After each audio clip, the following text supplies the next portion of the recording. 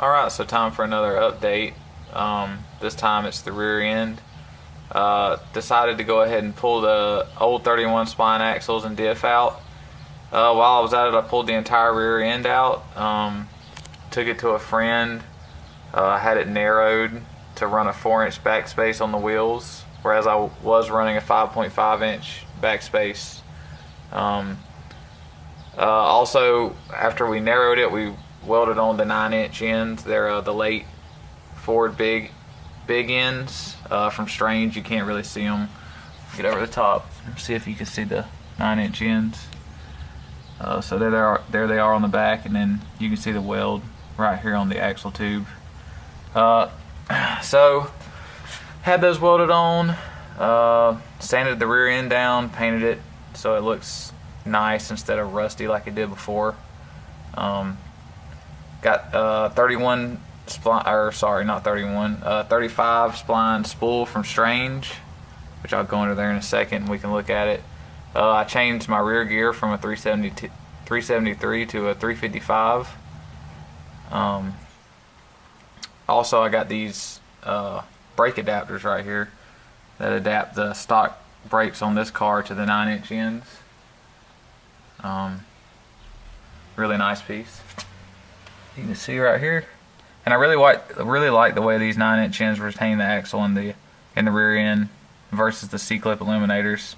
For one, the axles, or not the axle, the bearing that goes on the axle is a lot bigger, a lot beefier. And then I like the way that you just bolt this plate right here. You bolt it onto the end, and it retains that bearing, and it also has this seal right here. So these things are a lot less prone to leak than C-clip eliminators. So I really like that. Also, so it's Strange 35 spline axles, and then I went ahead while I was at it and got the 5/8 wheel studs. It's kind of blurry. It's hard to see them because of the shininess of the axle. Oh, but there you go. So 5/8 wheel studs, so I don't ever have to worry about breaking them. And then we'll go under here and look at the spool and the new rear gears. So there's the spool, as Strange brand as well.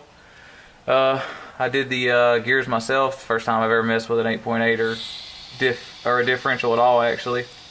So bought a tool to measure pinion depth. I got the pinion depth right, and then I used a dial indicator to measure the backlash on the ring gear. I tried to use the marking compound, but I couldn't really make out a pattern, so I'm just going to run them the way they are. If they whine, I guess I'll pull it back down. But I feel like I got the right pinion depth and the right backlash, so I think everything should work right. If not, I'll be back under here in a couple of weeks pulling this back apart and redoing it. And it seems to be the way I like to do things. I always like to learn my lesson the hard way. Pulled the transmission out, went through it. It ended up needing some new clutches and a couple of new hard parts in it. Got that put back together thanks to my friend Cameron Powers. Big shout out to him for all the help. It's kind of hard to see from here. Maybe I can zoom in on it. I got a new pinion. That's not a pinion yoke. It's or the yoke for the drive shaft. Forget the name of it right now. That goes into the rear of the transmission.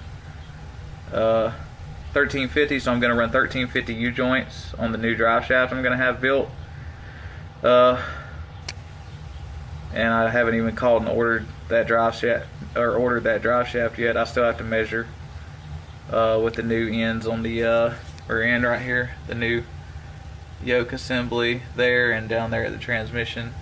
So going to get that ordered. Probably going to go with a chrome moly drive shaft with 1350 U joints. Probably the Spicer U joints. Pretty standard. And I shouldn't have any issues out of that or this rear end. I mean, these things are built to hold a lot more power than what I'm making, so they'll be worry free at the racetrack. And that's really all I have.